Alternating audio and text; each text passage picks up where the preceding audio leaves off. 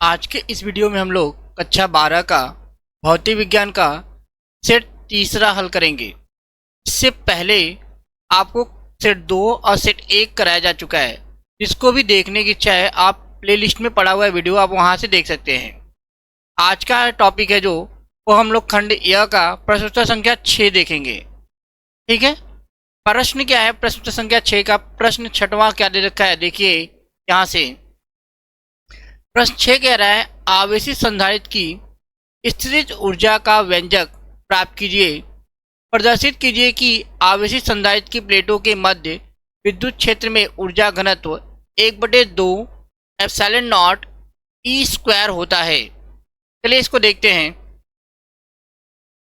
सबसे पहले हम क्या करेंगे, यहाँ पे दो चित्र दे रखा है, एक चित्र ए और एक चित्र बी दिखा है।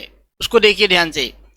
ये आपके यहाँ पे दोनों पे, इस पहले जो संधारित्र है उस पर प्लस आवेश है और दूसरे पे क्या है, माइनस आवेश है। ठीक है, तो हम क्या लिखेंगे, चित्र में दो चालक 1 तथा 2 पर आवेश क्रमशः माइनस क्यू डैश तथा माइनस क्यू डैश है। यहाँ देखिए ये है आपका पहले संधारित्र पे क्या है, क्यू डैश, और दूसरे पे आपको क्या दे रखा है, माइनस क्यू डैश। ध्यान से देखिएगा, माइनस क्यू डैश है दिखाया गया है। इस स्थिति में चालकों 1 तथा 2, एक आप देखिए यहाँ लिखा हुआ है और 2 यहाँ पे, चालकों 1 तथा 2 के बीच विभवांतर जो है डी डैश बराबर क्या होगा, डी डैश बराबर होगा आपका क्यू डैश अपॉन सी, क्यू डैश अपॉन सी होता है। यहाँ सी क्या है, निकाय की धारिता है। माना कि लघु आवेश डेल्टा क्यू डैश चालक 2 से 1 में स्थानांतरित किया जाता है। 2 से किधर की ओर जा रहा है, 1 की ओर। इसके द्वारा किया गया कार्य डेल्टा डब्लू, जिसके परिणाम स्वरूप चालक 1 पर आवेश क्यू डैश से बढ़कर Q dash plus delta q dash हो जाता है। इस प्रकार व्यक्त किया जाता है कि डेल्टा डब्लू बराबर हो जाएगा D dash into delta q dash बराबर क्यू डैश अपॉन सी इंटू डेल्टा क्यू डैश। ठीक है, जिसको हम क्या मानते हैं, समीकरण नंबर 1 मान लेते हैं। समीकरण 1, समीकरण 1 का समाकलन करने पर W बराबर समाकलन q dash upon c delta q dash बराबर, इसका समाकलन करेंगे तो हल करके प्राप्त होगा 1/c Q dash square upon 2 बराबर क्यू स्क्वायर अपॉन 2c।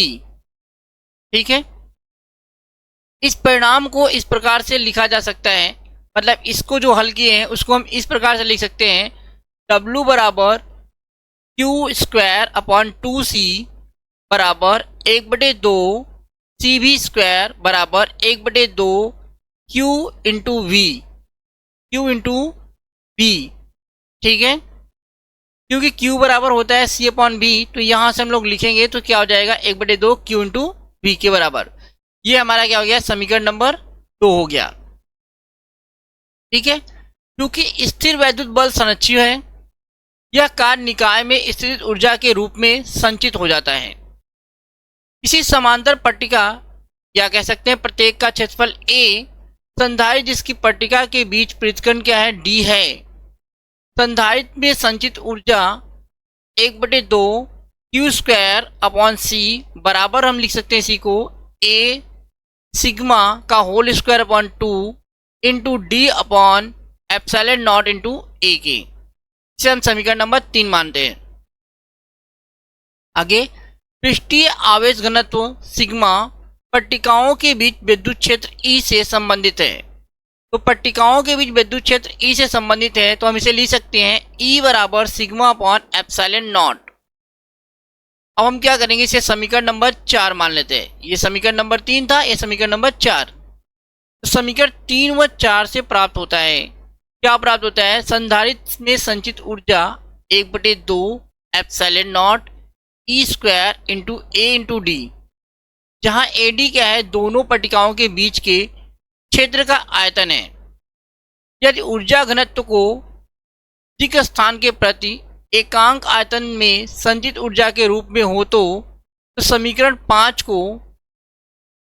5 को हम इस प्रकार से लिख सकते हैं कि विद्युत क्षेत्र का ऊर्जा घनत्व U बराबर 1/2 एप्सिलॉन नॉट ई स्क्वायर। और यही हमें क्या करना था, सिद्ध करना था। अगले प्रश्न को देखते हैं। अगला प्रश्न हमारा क्या कह रहा है।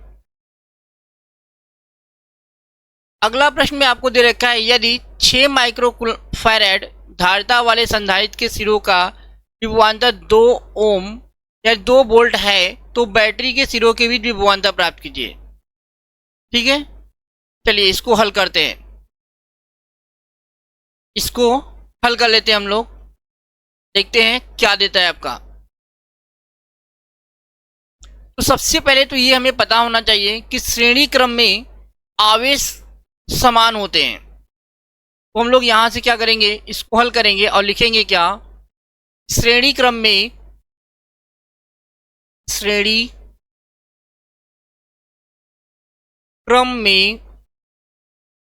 आवेश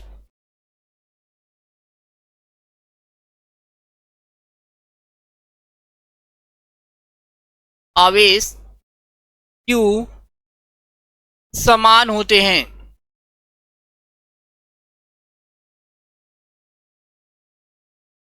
या समान रहता है।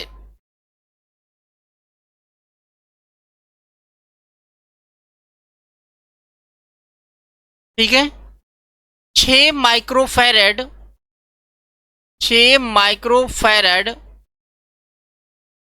वाले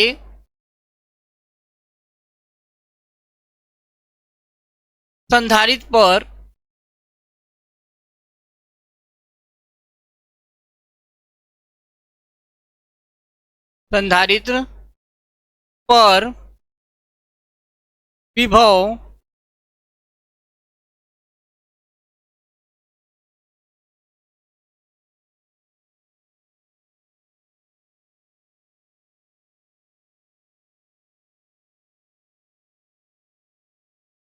अगर हम इसे मान लेते हैं V2, तो ये हमारा क्या हो जाएगा, बराबर हो जाएगा इसके 6 माइक्रोफैराड वाले संधारित्र पर विभव V2 बराबर कितना दे रखा है, 2 वोल्ट, 2.0 वोल्ट। ठीक है, तो आवेश कितना होगा इसको निकाल लेते हैं। अतः आवेश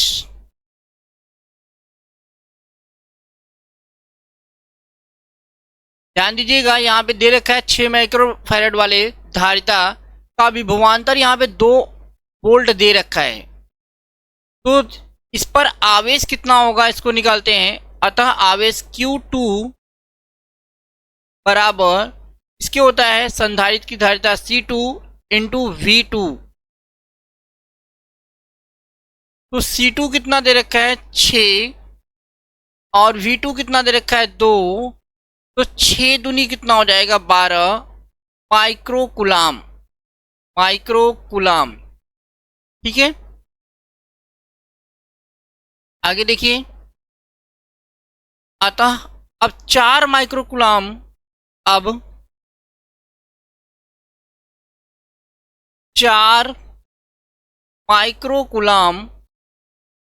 वाले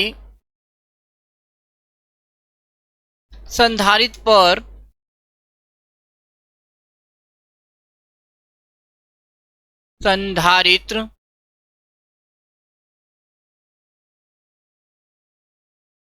पर विभव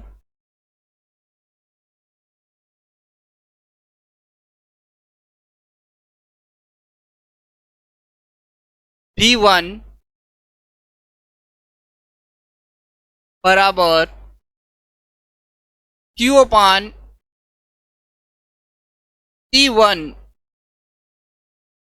बराबर, इसको लिख सकते हैं Q का मान 12 माइक्रोकुलाम था, ये हो गया 12, और C1 का मान दे रखा है 4। इसको काटेंगे तो 4 एकम 4, 4 तिहाई 12, और इसको लिख सकते हैं कितना, 3 वोल्ट। वोल्ट से हम V से भी दिखा सकते हैं। तो बैटरी में जो कुल वोल्टेज होगा, ध्यान से देखिए, बैटरी का जो कुल वोल्टेज होगा उसको देख लेते हैं हम लोग। यहाँ से यहाँ आप लिख लेते हैं कुल बैटरी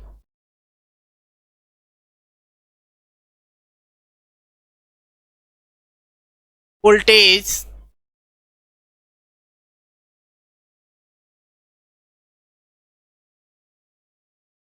बराबर V1 plus V2, V1 plus V2।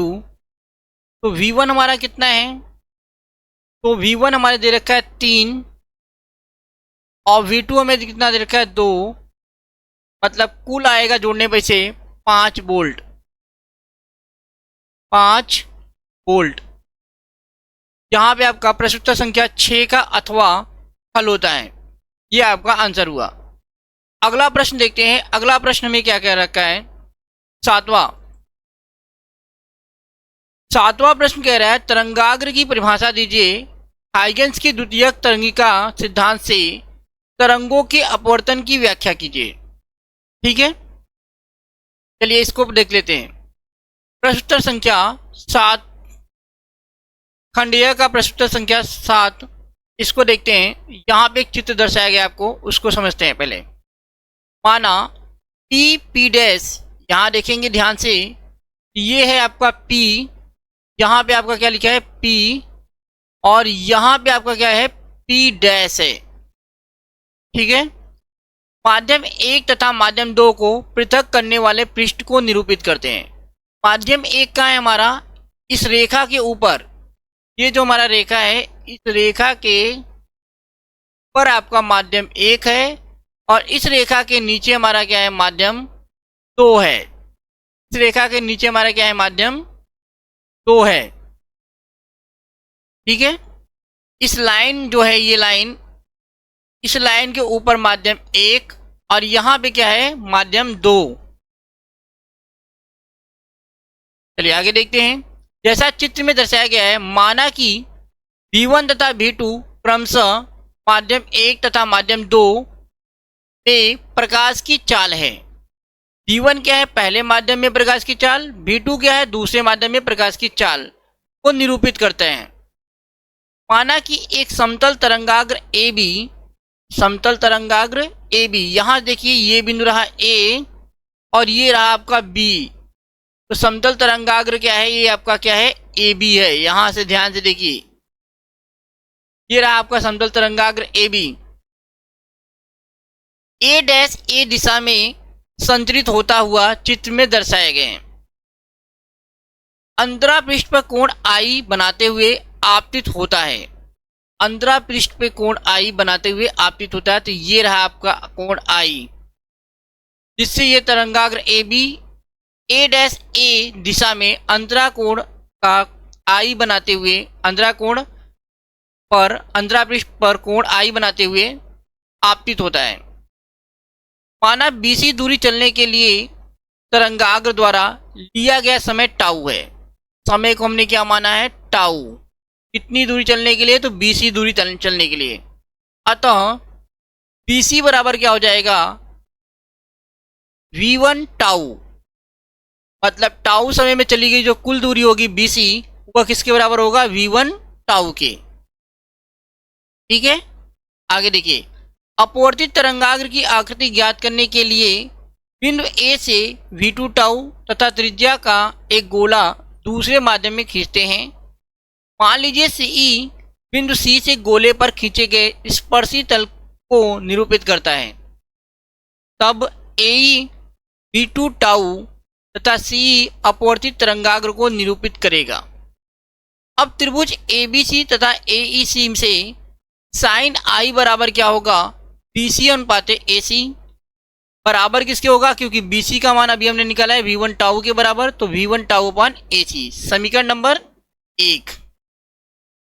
और साइन R बराबर होगा AE अपॉन AC, और ए का मान हमने अभी निकाला है V2 टाउ अपॉन AC। ए का मान कितना था? V2 टाउ अपॉन में AC। समीकरण नंबर 2, समीकरण नंबर 2। यहाँ I और R क्रमशः आपतन कोण तथा अपवर्तन कोण है, अतः sine I upon sine R बराबर क्या होगा? V1 अनुपाते V2, V1 अनुपाते V2। इसे हम क्या मानते हैं? समीकरण नंबर 3 मान लेते हैं। समीकरण नंबर 3, यदि कोण I का मान R से अधिक हो तो दूसरे माध्यम में प्रकाश तरंग की चाल V2 पहले माध्यम में प्रकाश तरंग की चाल V1 से कम होगी। ठीक है, यहां पे हमारा ये टॉपिक भी कंप्लीट होता है। अगला जो है प्रश्न उत्तर संख्या 7 का अथवा, उसे देखते हैं। ठीक है, 7 का अथवा उसे देखते हैं। इसमें 7 का अथवा देखने से पहले हमारे पास थोड़ा सा और है इसी का पार्ट, उसको देख लेते हैं। क्या है यहां से देखिए, अब हम यदि ये मान लें कि C निर्वात में प्रकाश की चाल को निरूपित करती है, तब N1 क्या होगा? C अपॉन V1 तथा N2 क्या होगा? C अपॉन V2 के, C अपॉन V2 के। तो ये हमारा समीकरण नंबर 4, ये हमारा समीकरण नंबर 5 हो जाएगा। N1 तथा N2 क्रमशः माध्यम 1 तथा माध्यम 2 के अपवर्तनांक हैं। तो समीकरण 3 को इस प्रकार हम लिख सकते हैं, N1 साइन I बराबर N2 साइन R के। यह स्नेल का अपवर्तन संबंधी नियम है जो हमें सिद्ध करना था, N1 साइन I बराबर N2 साइन R। ठीक है, अब हम लोग क्या करते हैं, अगले प्रश्न को देख लेते हैं। ठीक है, अगले प्रश्न को देखते हैं। 7वां का अथवा है, ये 7वें का अथवा है। चलिए देखते हैं प्रश्न में क्या दे रखा है। एक दूरदर्शी के अदृश्यक एवं नेत्रिका लेंस की फोकस दूरियां क्रमशः 40 सेंटीमीटर एवं 4 सेंटीमीटर हैं। अदृश्यक लेंस के आगे 200 सेंटीमीटर दूर रखी वस्तु होने पर सामान्य दृष्टि के लिए दोनों लेंसों के बीच की दूरी तथा आवर्धन क्षमता ज्ञात कीजिए। ठीक है, इसको हल करते हैं। सबसे पहले फिजिक्स के कोई भी क्वेश्चन को हल करते समय न्यूमेरिकल को हमें क्या दिया होता है उसको लिखते हैं। तो यहां पर देखते हैं पहले क्या क्या चीजें दे रखी है हमें। तो हमें दे रखा है अदृश्यक लेंस की फोकस दूरी, अभी दृश्यक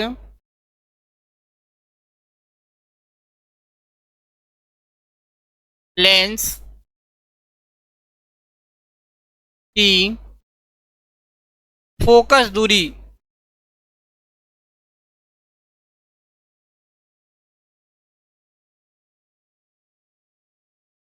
ठीक है, ये कितना दे रखा है, इसे हम F0 से दिखाते हैं। और ये हमें दे रखा है 40 सेंटीमीटर, 40 सेंटीमीटर। ठीक है, नेत्रिका लेंस की फोकस दूरी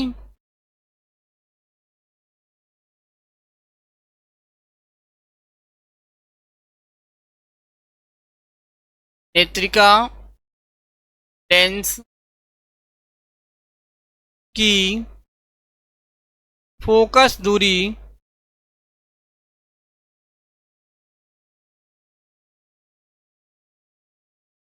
नेत्रिका लेंस की फोकस दूरी को दिखाते हैं FE से, FE से। और ये हमें दे रखा है 4 सेंटीमीटर। कितना दे रखा है? 4 सेंटीमीटर।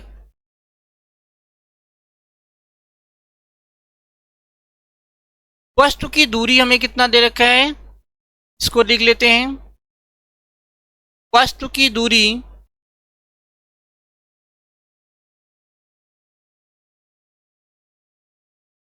ये हमारे पास है U, 0 से दिखाते हैं इसे। और ये हमें दे रखा है -200 सेंटीमीटर।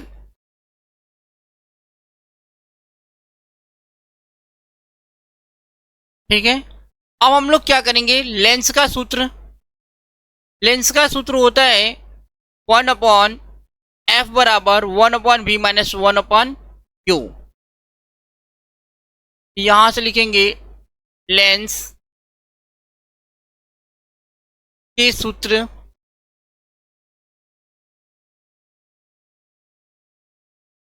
से 1/v माइनस 1/u, आप चाहो तो यहाँ नॉट लगा लो, बराबर 1/f0। ठीक है, तो 1/v0 का मान यहाँ पे लिखते हैं। v0 का मान हमें नहीं दिया है, निकालना है। 1/u, u0 का मान हमें माइनस का 200 सेंटीमीटर दे रखा है, और 1/f0, f0 यानी कि अब्जिस्टर लेंस की फोकस दूरी 40 सेंटीमीटर दे रखा है। यहां से हम इसको लिख क्या सकते हैं, 1/v0 बराबर 1/40 माइनस 1/200, 1/200। ठीक है, आगे देखिए, इसको लिख सकते हैं हम लोग 1/v0 बराबर 40 और 200 का अगर एलसीएम लेते हैं तो ये आएगा 200, आएगा 200। 40 का अगर भाग देंगे 200 में तो आएगा 5, और 5 का 1 में गुणा करेंगे तो 5 एकम 5, और यहाँ माइनस का 1। तो यहां से हम लोग इसको लिख सकते हैं क्या, 1/v0 बराबर 4/200, 4/200। 4 से काटेंगे तो 4 एकम 4, 4 पंचे 20, और यहाँ पे 0 यानी 50।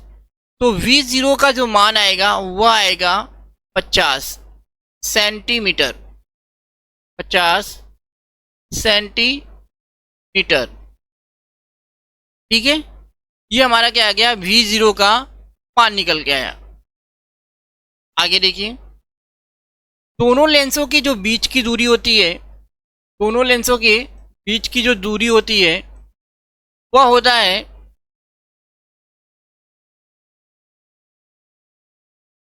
यहां से लिख लेते हैं हम लोग। यहां देखिए, चलिए और इसको सही कर लेते हैं। यहां से दोनों लेंसों के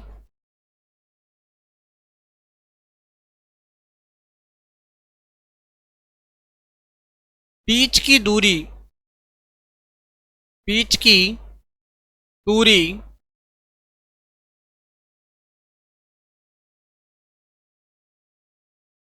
कैपिटल L बराबर होता है VO प्लस FE। तो VO हमने अभी निकाला है 50 सेंटीमीटर, और FE हमें दे रखा है कितना, 4 सेंटीमीटर, बराबर इसे लिख सकते हैं 54 सेंटीमीटर, 54 सेंटीमीटर। ये क्या आ गया, दोनों लेंसों के बीच की दूरी। आवर्धन क्षमता जो होता है,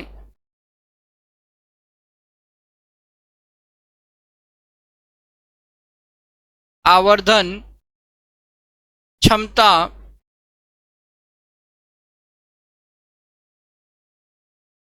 बराबर होता है V0/20 into capital D/FE।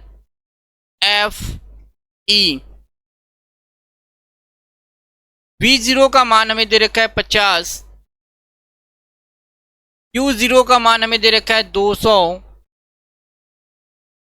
Capital D का मान होता है 25 सेंटीमीटर, और FE का मान हमें दे रखा है 4। तो 50 एकम 50, 50 चौका आपका होता है 200। ठीक है, तो हमारा आ जाएगा 25/16, 25/16 और इसको हम भाग देंगे तो ये हमारा आएगा 1.56। ठीक है, और ये हमारा क्या होगा आंसर। हमें ये फाइंड आउट करना था आवर्धन क्षमता। ठीक है, यहाँ पे हमें आवर्धन क्षमता निकालना था जो हमारा हो गया खाली यहाँ पे। अगला प्रश्न हम लोग देखेंगे प्रश्न संख्या 8। ठीक है, क्या है, आपको बोर की अवधारणा पूछा गया है। देखते हैं यहाँ पे बोर की अवधारणाएं कुछ हैं जिनमें से हम पॉइंट वाइज करके लिखे हैं, उसको देखिए। पहला उन्होंने कहा है पहले पॉइंट में, इलेक्ट्रॉन नाभिक के चारों ओर निश्चित वृत्तीय कक्षाओं में घूमते हैं बिना ऊर्जा उत्सर्जित किए। दूसरा पॉइंट है, इलेक्ट्रॉन केवल उन्हीं कक्षाओं में घूम सकते हैं जिनमें उनका कोणीय संवेग L h/2π का पूर्ण गुणज हो। mvr बराबर होता है nh/2π। तीसरा पॉइंट है उनका, जब इलेक्ट्रॉन एक उच्च कक्षा से निम्न कक्षा में कूदता है तो वह ऊर्जा उत्सर्जित करता है। E2 - E1 बराबर क्या होगा h न्यू के। ठीक है, हम लोग क्या देखते हैं आगे, हाइड्रोजन परमाणु की nवीं कक्षा में घूमते इलेक्ट्रॉन की आवृत्ति। ठीक है, हाइड्रोजन सदृश परमाणु में एकल इलेक्ट्रॉन परमाणु के नाभिक के चारों ओर एक अस्थायी कक्षा में घूमता है जैसा कि चित्र में आपको दर्शाया गया है। माना इलेक्ट्रॉन के आवेश, द्रव्यमान, वेग तथा कक्षा की त्रिज्या क्रमशः E, M, V तथा R है। E क्या है, आपका इलेक्ट्रॉन का आवेश, M क्या है, द्रव्यमान है, V क्या है, उसका वेग है इलेक्ट्रॉन का, और R क्या है, कक्षा की त्रिज्या। माना नाभिक पर धनावेश Ze है जहां Z क्या है, परमाणु क्रमांक है। ठीक है, आगे देखते हैं। क्योंकि इलेक्ट्रॉन को अपनी कक्षा में घूमने के लिए आवश्यक अभिकेंद्र बल नाभिक व इलेक्ट्रॉन के बीच लगने वाले बल स्थिर वैद्युत आकर्षण बल से प्राप्त होता है। अतः mv²/r जो अभिकेंद्र बल है वह आपका नाभिक बल या आकर्षण बल के 1/4πε0 Ze × E/r² के बराबर होगा, अथवा mv² बराबर Ze²/4πε0r के बराबर है। इसे हम क्या माने, समीकरण नंबर 1 मान लेते हैं। परंतु इलेक्ट्रॉन का कोणीय संवेग mvr बराबर होता है n × h/2π। समीकरण नंबर 2, जहां n क्या है, 1, 2, 3 क्वांटम संख्या तथा h क्या है, प्लांक नियतांक है। समीकरण 2 का वर्ग करके समीकरण 1 से भाग देने पर, मतलब समीकरण 2 इसका है क्या है, वर्ग करेंगे और इसमें समीकरण 1 में भाग देंगे तो ये हो जाएगा mv²r²/mv² n²h/4πε0r/4π² इसको हल करेंगे तो m से m कट जाएगा, यहाँ m की घात तो m बचेगा, और v² से v² कट जाएगा तो mr² बचेगा। ठीक है, और यहाँ पे इसको हल करके लिखेंगे, त्रिज्या r जो होगा वो होगा n²h²πmze²। ठीक है, यहाँ से 4π से 4π कैंसिल हो जाएगा, समीकरण नंबर 3 हो जाएगा। यह स्थायी कक्षाओं की त्रिज्या का व्यंजक है। इसमें ε0, h, n, m, e तथा z नियतांक है। अतः जो त्रिज्या होगी वह n² के क्या होगा, समानुपाती होगा।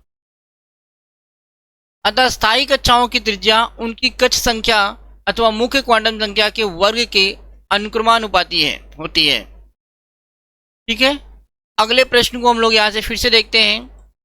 अगला प्रश्न हमें क्या कह रखा है, प्रश्न संख्या 8 का अथवा नाभिकीय विखंडन से क्या तात्पर्य है, आपसे पूछा गया है। तो नाभिकीय विखंडन क्या होता है उसको देखते हैं।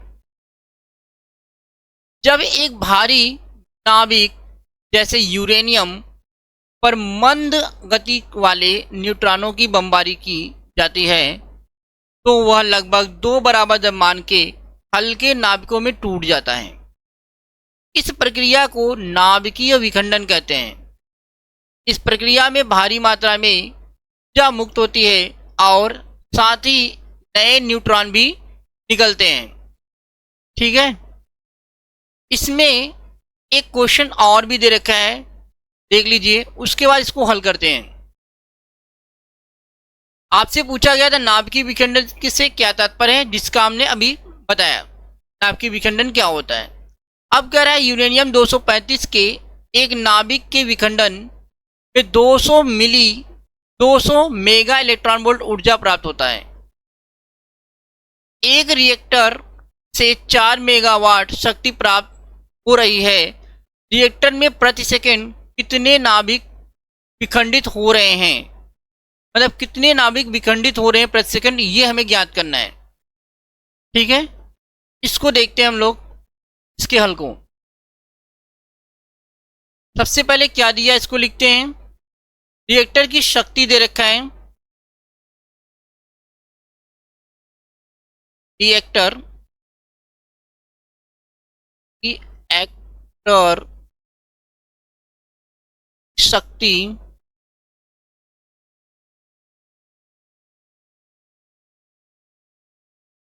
से हम P से दिखाते हैं, बराबर दे रखा है 4 मेगावाट। 4 मेगावाट इसको हम लिख सकते हैं क्या, 4 गुणित 10 की घात 6 वाट, या W से भी दिखा सकते थे। विखंडन से प्राप्त ऊर्जा कितना है,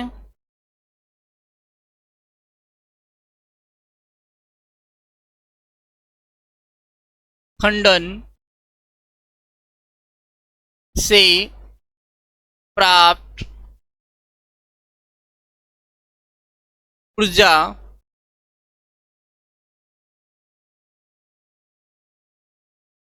E बराबर 200 मेगा इलेक्ट्रॉन वोल्ट है।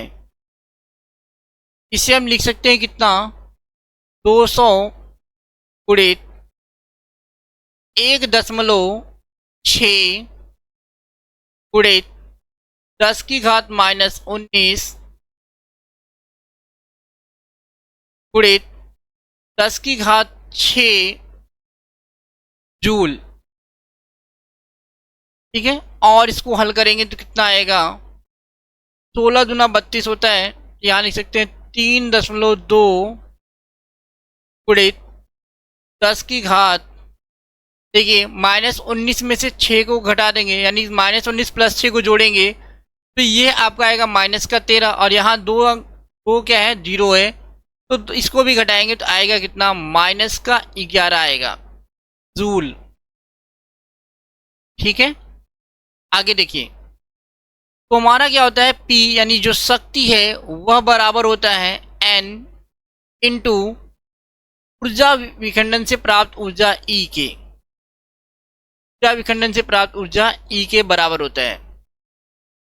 यहाँ पे हम लोग लिख सकते हैं P बराबर N इंटू E, या इसी को हम लिख सकते हैं N बराबर P अपॉन E के। P का मान कितना दिया है, 4, और E का मान कितना दे रखा है, 3.2 फिर 10 की घात -11। इसको यहां से हम लोग हल कर लेते हैं।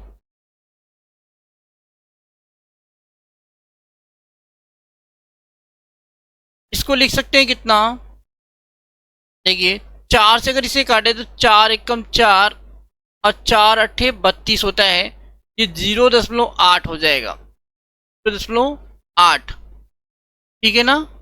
तो ये हो जाएगा आपका n बराबर 1/0.8 पूरी 10 की घात -11। अब इसको हल करेंगे, एक में 0.8 का भाग देंगे तो ये करीब हो जाएगा आपका 1.25 पूरी 10 की घात, फिर 10 की घात कितना हो जाएगा आपका, यहाँ पे देखिए ध्यान से, ये आपका 4 गुणी 10 की घात 6 था, सॉरी यहाँ पे 6 था। तो ये जब 11 ऊपर जाएगा तो -11 प्लस का 11 हो जाएगा, और आपको यहाँ पे लिख लीजिए 10 की घात 6। अब ये क्या हो जाएगा 10 की घात 17। ये आपका आंसर हुआ,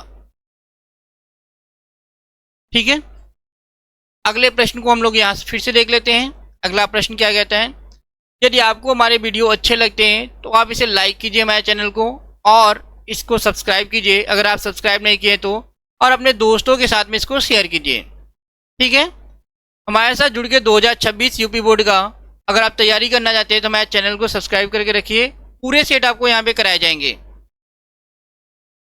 अगला क्या है प्रश्न, उसको देख लेते हैं। आपसे पूछा गया है प्रश्न उत्तर संख्या 9 में, ठोसों में ऊर्जा बैंड, ऊर्जा बैंड को हम लोग समझेंगे यहाँ पे। ठोसों में इलेक्ट्रॉनों के ऊर्जा स्तर पास पास आकर बैंड बना लेते हैं। मुख्य रूप से 2 बैंड होते हैं, एक को कहते हैं संयोजी बैंड और दूसरे को कहते हैं चालन बैंड। इनमें अंतर पूछा गया है, हम लोग इसके अंतर को समझते हैं। चालक क्या होता है उसको देखते हैं। अंतर, दोनों बैंड एक दूसरे पर अध्यारोपित होते हैं।